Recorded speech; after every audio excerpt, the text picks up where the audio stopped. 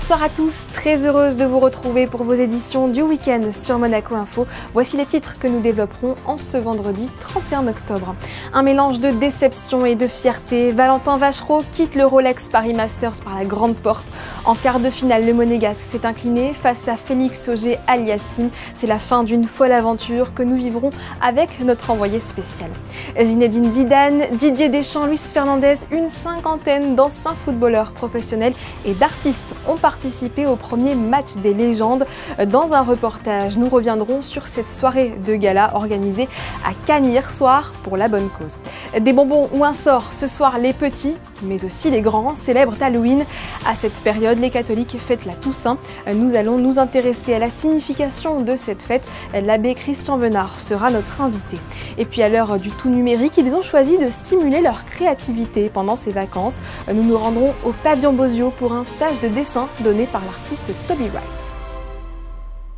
Après sa folle victoire à Shanghai, Valentin Vachereau aura fait rêver tout Monaco avec son parcours exceptionnel à Paris. Son aventure au Masters 1000 parisien s'est arrêtée cet après-midi en quart de finale. Christophe Pacaud, le Monégasque, n'a pas de quoi rougir. Il sera tête de série au prochain Open d'Australie.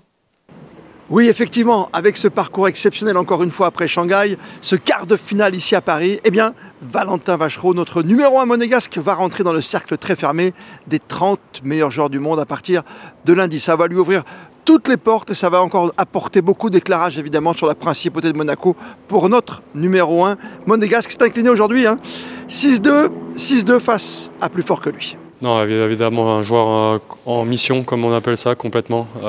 Il n'a rien raté, il a été monstrueux. Moi, voilà, avec quelques 5-10% de fraîcheur en moins, c'est sûr qu'un peu l'accumulation, je l'ai un petit peu senti, mais non, surtout, il a joué trop vite, ça a été vraiment fort de sa part, donc ouais, bravo à lui. Aucun regret? Non, franchement, aujourd'hui, aucun regret. Il a été au-dessus. Et non, de toute façon, évidemment, aucun regret de ces derniers mois. Et que du positif, que des émotions plein les yeux. Et ouais, maintenant, comme je disais, c'est l'heure d'un petit peu plus profiter de ce qui s'est passé. Ouais. Tout le monde connaissait bien sûr Monte-Carlo et son tournoi du printemps. Maintenant, tout le monde connaît Monaco grâce à Valentin Vachereau. Bilan, débriefing avec la présidente ce soir à nos côtés, la présidente de la Fédération monégasque de tennis, Mélanie Antoinette de Massy. Oui, écoutez, je pense que là, il a vraiment confirmé que ce qu'il a fait à Shanghai n'était pas juste une surprise, n'était pas juste une fois comme ça, et que c'est le top 30, c'est réellement sa place. Ouais. Pour moi, c'est quelqu'un qui mérite d'être dans le top 20, voire dans le top 10. Après, ça fait déjà 2 ans que je dis que quand il n'est pas blessé, qu'il est en forme, il joue niveau top 50. Donc ça, c'était déjà, je disais ça l'année dernière. Là, pour moi, il est évident que c'est plus que du top 50 quand il est en pleine forme. Après, aujourd'hui, Félix a joué un match absolument extraordinaire. Je pense qu'il a joué son meilleur niveau de toute la semaine. Il a été extraordinaire sur le court et Valentin a fait tout ce qu'il pouvait. Mais bon, après ça, c'est le sport, on ne peut pas toujours gagner. Mais je suis excessivement fière de lui, du parcours qu'il a fait toutes ces dernières années, d'ailleurs, pas que récemment, et pourvu que ça dure. Fier de nos couleurs. Très fier de nos couleurs et d'Agé Monégo. Et on a hâte de retrouver bien évidemment cette grande famille du tennis monégasque avec un Valentin Vachereau qui en simple nous a régalé. On n'oublie pas non plus en double Romain Arneaudo qui a été vainqueur à Monte-Carlo. Et encore Hugo Nys qui est toujours là en course peut-être qui sait pour le Masters de Turin. C'était soir de gala hier à Cannes. Des légendes du football et de nombreux artistes ont foulé la pelouse du Stade Coubertin pour la bonne cause. Zinedine Zidane, Robert Pires, Didier Deschamps, Luis Fernandez, Kenji Girac et d'anciens joueurs de l'AS Monaco FC ont répondu présent pour ce tout premier Cannes Légende. Le récit de ce moment unique est signé Frédéric Elion sur les images de Jean-Alexandre Dordet. Un stade Pierre de Coubertin plein à craquer, des légendes du ballon rond sur la pelouse.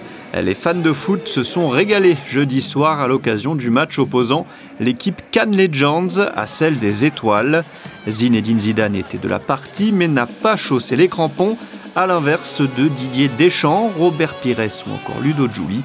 Un match caritatif au profit notamment de l'association Les Étoiles de l'Espoir. On s'est dit pourquoi pas tenter de faire quelque chose à Cannes, réunir toutes ces belles personnes, parce qu'humainement c'est d'abord des belles personnes. Et aujourd'hui on en est là et je suis vraiment fier et heureux d'arriver à faire le stade plein. Il y a des bons joueurs, je suis très fier que Aimé Jacquet soit là aussi, donc pour moi, c'est une grande réussite. Maintenant, voilà, on va croiser les doigts, que ça fasse un bon match. Et qu'on m'appelle pour faire un match comme ça, de participer, c'est toujours un plaisir et c'est une évidence pour moi. En plus, c'est pour Bachir et son association, les Étoiles des Sports. Donc moi, avec Bachir, avec l'histoire particulière qu'on a avec lui et l'AS Monaco, le passé en commun, c'était pour moi une évidence de lui dire oui, quoi. Sur le terrain, l'équipe des Étoiles domine la première mi-temps et mène rapidement 2-0 grâce à des buts de Kevin Gamero et Robert Pires sur penalty. En deuxième période, Cannes Legends réagit et renverse les Étoiles pour l'emporter 3-2 grâce à Clichy, Marsiglia et Yann Koller. C'était belle fête. Oui, j'ai joué un an et demi à Monaco, un an et demi à Cannes à la fin de ma carrière. Donc je suis là, je suis ici dans 15 ans. Oui, c'est une belle soirée, c'est bien joué. Oui, beaucoup de supporters. Oui, c'est soir magnifique. C'est toujours important de pouvoir jouer comme ça pour une bonne cause, pour une association. Ce qui est bien, c'est que tout le monde a répondu, que ce soit nous les joueurs, ça c'est bien sûr important, mais aussi les gens, puisque ça nous fait plaisir, nous les acteurs, de voir que les tribunes elles sont pleines, donc tout le monde joue le jeu. Le stade est plein, il y a des légendes du club, voilà, c'était énorme, c'était un grand moment et nous on partage, on n'est pas venu ici pour jouer et gagner absolument, on est là pour s'amuser aussi et donner du plaisir aux gens pour qu'ils s'amusent aussi. Il y a beaucoup de l'ancien de l'ASM, Ludo, Didier, il y a aussi Gaël, Toto. C'est qui est le plus en forme encore selon toi? Je crois que c'est Toto, il est pas mal. Gaël a son mot à dire. Bon, après, techniquement, je suis au-dessus. Didier est pas mal, je peux pas trop lui dire grand-chose à Didier. Il est encore sélectionneur. J'attends qu'il soit plus sélectionneur. Plus de 45 000 € ont été récoltés lors de cette belle soirée de foot au stade Pierre de Coubertin. Football toujours, la 10e journée de Ligue 1 débutera samedi à 17 h avec un match entre le PSG et Nice. Monaco accueillera de son côté l'autre équipe de la capitale, le Paris FC. Une rencontre à laquelle Paul Pogba ne participera pas. Je vous propose d'écouter le coach Sébastien Pocognoli et le milieu de terrain Mamadou Koulibaly. On a Paul, oui, qui a une blessure à la cheville hier à l'entraînement. On en attend de confirmation par rapport au grade de blessure, mais oui, il sera absent demain. La cheville a un peu tourné. Voilà, on doit attendre demain. Aujourd'hui, il y a un peu plus d'examens complémentaires. Il a pu terminer l'entraînement hier, donc ça peut laisser présager quelque chose de positif à la fin, mais on doit être sûr. Donc, aujourd'hui, il n'était pas à 100% pour s'appuyer sur son pied. Donc, voilà, ça semble logique que demain il doit faire la passe malheureusement. Concernant ce qui se passe en ce moment, ouais, je suis content de ce qui se passe. C'est une période que j'apprécie, j'ai vu le moment présent. Je pense pas à trop ce qui se passe autour, c'est plutôt de profiter et de prendre du plaisir. Je pense que c'est une équipe qui a de grandes ambitions pour le moyen terme, qui va certainement petit à petit grandir et qui met certainement les bases. C'est une équipe avec certaines qualités individuelles et aussi collectives, qui essaye certainement de pratiquer un style de jeu propre à Red Bull et qui de semaine en semaine essaie de le développer. Donc voilà, on sait sur quel genre d'adversaire on va tomber et encore une fois, mon speech est le même, c'est qu'on se focalise surtout sur nous-mêmes, sur nos forces vives et d'essayer d'imposer notre jeu demain. Équipe promue en Ligue 1, une équipe à prendre très au sérieux. De toute façon, toutes les équipes du championnat sont à prendre au sérieux. Je pense qu'il faudra redoubler d'efforts parce qu'on est sur une période où franchement on est bien. On doit continuer sur ce qu'on fait et pas se relâcher, quoi. Le coup d'envoi sera donné à 19 h demain, donc au stade Louis II. En Géorgie, non loin de la capitale Tbilissi, les jeunes rugbyman de Monaco poursuivent leur stage de préparation. Nous les avions quittés alors que la princesse Charlène était venue les soutenir dans leur première journée. Que retiendront-ils de cette belle expérience sportive et culturelle? La réponse avec nos envoyés spéciaux Émilie Rousseau et Hugo Comasa. Une semaine à la fois intense et inoubliable. Voilà comment résumer le stage des U16 de la Fédération monégasque de rugby en Géorgie.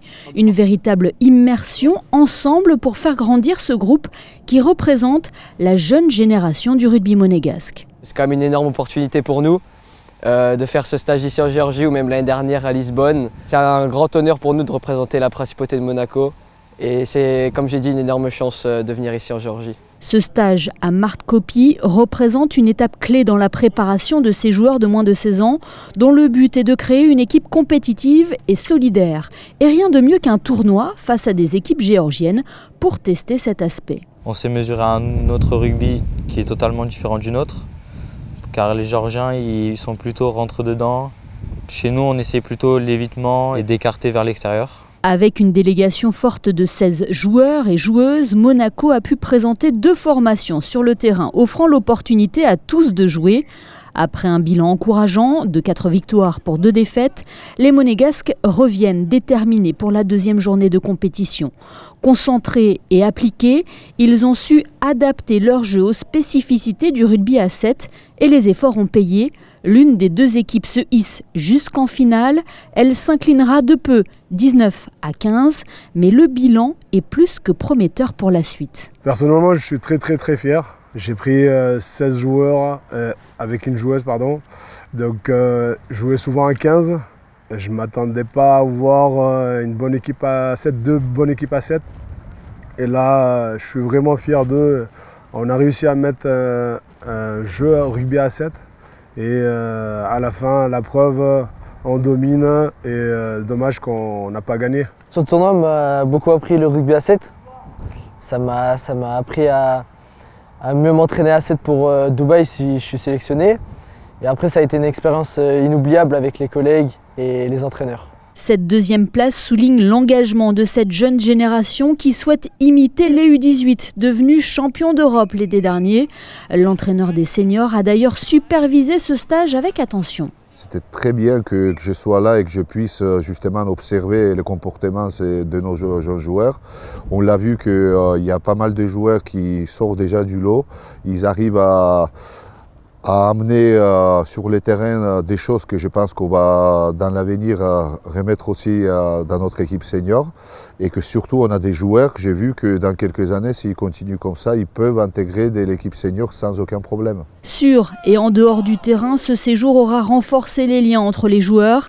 Cette semaine de stage leur aura également permis de découvrir un autre pays, une autre culture, avant de se projeter vers la prochaine échéance, le tournoi de Dubaï fin novembre. Avez-vous prévu votre costume pour ce soir? Si nous célébrons tous ou presque Halloween, les catholiques célébreront la Toussaint à cette période de l'année. Pour tout savoir sur cette fête, nous accueillons tout de suite l'abbé Christian Venard. Bonsoir. Bonsoir Sarah. Merci d'être avec nous.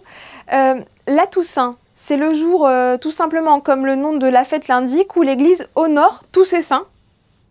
Exactement, c'est une fête très ancienne qui remonte dans les premiers temps de l'Église au IVe siècle, puis qui s'est diffusée, qui a été particulièrement fêtée à partir du 7e siècle en Occident et qui repose sur le fait que l'Église a toujours prié, on y reviendra, pour les morts depuis les origines, mais elle a distingué parmi les morts certains en disant ceux-là, on est sûr qu'ils sont auprès de Dieu. On pense en particulier dans tous les débuts du christianisme aux martyrs, et le saint ou la sainte, c'est celui dont l'Église nous dit c'est un homme, c'est une femme qui sont déjà auprès de Dieu dans la vie éternelle, et on peut les invoquer, on peut prier avec eux, et une fois par an, avec la fête de la Toussaint, le 1er novembre, nous avons l'occasion de nous réjouir avec eux.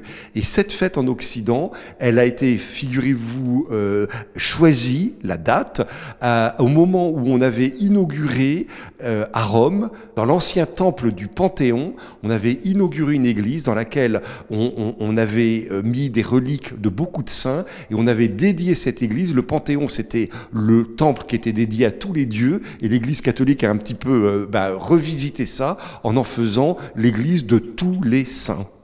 Et on célèbre les saints qui ont été donc canonisés, mais pas que. Non, absolument. C'est-à-dire que y a les saints estampillés officiels, ceux qu'on connaît, qu'on va trouver dans ce qu'on appelle chez nous, il y a un catalogue, si vous voulez, des saints officiels de l'Église. Mais évidemment, on est là pour se réjouir avec les milliers, les millions, les centaines de millions de ceux qui nous ont précédés, qui n'ont pas eu besoin qu'on dise officiellement qu'ils sont saints, mais qui sont auprès de Dieu parce que ils ont mené une bonne vie, parce que si on suit la théologie catholique, catholiques, ils ont peut-être passé aussi par une période de purification qu'on appelle le purgatoire, mais aujourd'hui ils sont dans la joie de Dieu. Est-ce que vous pouvez nous parler de la solennité de la Toussaint? Elle débute en réalité aujourd'hui le 31. Alors en fait oui, parce que comme toutes les grandes fêtes, elles commencent la veille par le chant des vêpres. Donc on dit que les fêtes, c'est pour ça que dès ce soir, dans l'une ou l'autre église de Monaco, vous pouvez déjà voir le 31 au soir, en effet, des messes anticipées de la Toussaint, mais le jour même de la fête, c'est effectivement demain, le 1er, où, et vous trouverez toutes les horaires de messe sur le site du diocèse, vous avez des messes dans toutes les paroisses de Monaco. Avec une petite particularité demain le 1er, c'est qu'on a comme une espèce de bascule, puisque l'après-midi à 15h, l'archevêque, un certain nombre de prêtres, de fidèles, vont se retrouver au cimetière de Monaco pour chanter les vêpres de la Toussaint, donc une prière avec des chants pour célébrer les saints, et puis tout de suite après, l'archevêque va aller bénir les tombes des défunts, puisque juste après la Toussaint, nous avons la commémoration des fidèles défunts le 2 novembre. Finalement, est-ce qu'on peut dire que l'on célèbre la vie le 1er novembre, et puis au contraire le lendemain, le 2, c'est ce qu'on appelle la fête des morts, un jour où l'on a une pensée particulière à nos proches disparus, et où, on sait bien, on fleurit les tombes. Il ne faut pas confondre les deux. Exactement. Ah, oui, il ne faut pas confondre les deux. Alors, en plus, cette année, il y a une petite particularité parce que le 1er, c'est une solennité, c'est une messe obligatoire. Et donc, du coup, ce week-end, les catholiques ont la chance d'avoir 2 messes obligatoires, celle du 1er et puis celle du dimanche. Et il se trouve qu'en effet, le dimanche 2, on va célébrer la commémoration des fidèles défunts. Là aussi, fête très ancienne dans l'Église. En Occident, le 1er qui va un peu créé cette fête, c'est saint Odilon, qui était l'abbé de Cluny, et à partir du 9e siècle, il a l'idée de dire, tiens, après avoir célébré tous les saints, on va prier spécialement pour tous nos défunts, y compris ceux qui ne sont pas encore tout à fait dans la gloire de Dieu. Je vous disais tout à l'heure ce qu'on appelle le purgatoire, parce que ils ont besoin d'être un peu purifiés de leurs péchés. Chacun de nous, on sait bien qu'on porte un peu, parfois beaucoup, des péchés dans notre vie. Et au moment de notre mort, Dieu nous dit: je t'aime beaucoup, mais là, ton habit de noces, il y a encore quelques tâches, il va falloir un peu purifier cet habit de noces. Et donc, c'est une prière spécifique pour tous nos défunts, en effet, le 2. Et donc, à ce moment-là, on les présente à Dieu dans la prière particulière qui est la messe, en disant à Dieu, voilà, on te représente nos défunts, c'est notre manière à nous de continuer à les aimer. Et ce qui est merveilleux, c'est que en priant ainsi pour nos défunts, on sait que Dieu, d'une certaine manière, les autorise un peu à venir nous retrouver, à regarder nos vies, à nous aimer, à nous protéger comme ils l'ont fait tant qu'ils étaient sur cette terre, et ils peuvent continuer. J'ajouterai que c'est aussi une belle occasion de prier peut-être aussi pour les défunts auxquels personne ne pense. Vous savez, il y a peut-être là-haut au purgatoire, en attente d'arriver au paradis, des âmes de défunts auxquels personne ne pense, et ça peut être une pieuse pensée pour nous de dire, tiens, en ce jour de fête des morts, ce 2 novembre, je vais aussi prier pour ceux auxquels personne ne pense. Merci Christian Venard, on vous retrouve tout à l'heure à 21h pour l'émission Le Débat avec Fabien Bonilla. On restera dans le thème puisqu'il sera question d'un film d'horreur et vous parlerez d'exorcisme, je n'en dévoile pas plus. Pendant ces vacances de la Toussaint, ils ont décidé de développer leur créativité. Le pavillon Bozio a ouvert ses portes aux passionnés d'art, étudiants et adultes, pour des stages de dessin avec l'artiste de renom Toby Wright. Vanessa Dessy et Camille Caloni ont participé à l'une de ces sessions. Regardez. Artiste reconnu sur la scène internationale, Toby Wright partage désormais son savoir-faire au cœur de Monaco. Au pavillon Bozio, l'école supérieure d'art plastique, il initie des étudiants aux techniques du dessin académique et de la peinture classique. Ces cours, j'essaye de ramener un petit peu les cours de Florence, l'enseignement que j'ai reçu à Florence, et présenter au public aujourd'hui, qui n'est pas forcément familier avec l'approche classique et académique, de leur donner goût en fait à la construction du dessin pour le portrait, que ce soit, ça peut s'appliquer au portrait, aux natures mortes, aux nus académiques, au paysage. Et là, en l'occurrence, on a donc le matin, on travaille avec un plâtre. Donc le plâtre classique, c'est l'enseignement classique de l'apprentissage des proportions, du détail. Et l'après-midi, on a un modèle vivant. Accessible à tous, le dessin, selon l'artiste, n'exige aucun niveau préalable. Il rappelle que tout s'apprend à commencer par le regard. Ces ateliers accueillent aussi bien les passionnés confirmés que les curieux désireux de découvrir les bases. Moi, je suis de l'opinion qu'on peut apprendre n'importe quelle approche artistique du moment qu'on a une structure en place. Et c'est ce que je donne comme cours ici. Ma philosophie, c'est que tout le monde peut essayer et c'est abordable à tous, du moment qu'on arrive à mettre en place les stades différents de l'apprentissage. Au pavillon Bozio, les étudiants saluent l'approche exigeante mais bienveillante de l'artiste, qui mêle observation, précision et sens du détail. Entre démonstrations techniques et échanges passionnés, ces ateliers redonnent goût au dessin académique. Avant de refermer ce journal, cette triste nouvelle qui nous a été communiquée hier soir, l'ancien conseiller national et directeur des Jeux de la Monte-Carlo Société des Bains de Mer, Francis Palmaro, est décédé à l'âge de 87 ans. Ses obsèques seront célébrées mercredi prochain, le 5 novembre, à 10h à l'église Sainte-Dévote. Voilà, cette édition est maintenant terminée. Merci pour votre fidélité. Dans un instant, la météo d'Alban Gingembre et gare aux photos qui défileront dans quelques secondes. Elles sont toutes plus terrifiantes les unes que les autres. Stéphane Dana nous plonge dans la magie d'Halloween telle qu'elle est vécue à Monaco. Belle fête à vous et à tout de suite pour l'après-JT. Il est consacré aux aliments tendances et signé Émilie Flamin.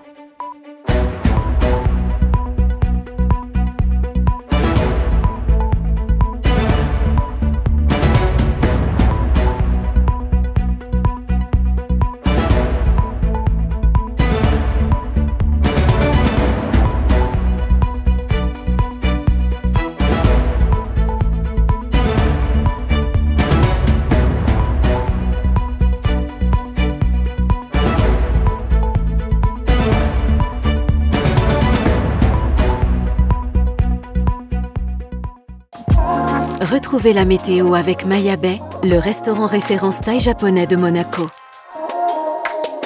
Bonsoir à tous, c'est un week-end grisâtre qui nous attend. Demain, le ciel sera couvert en principauté. Quelques éclaircies parviendront à se faire une place entre les nuages, mais attendez-vous toutefois à un ciel chargé. La bonne nouvelle, c'est qu'il ne pleuvra pas.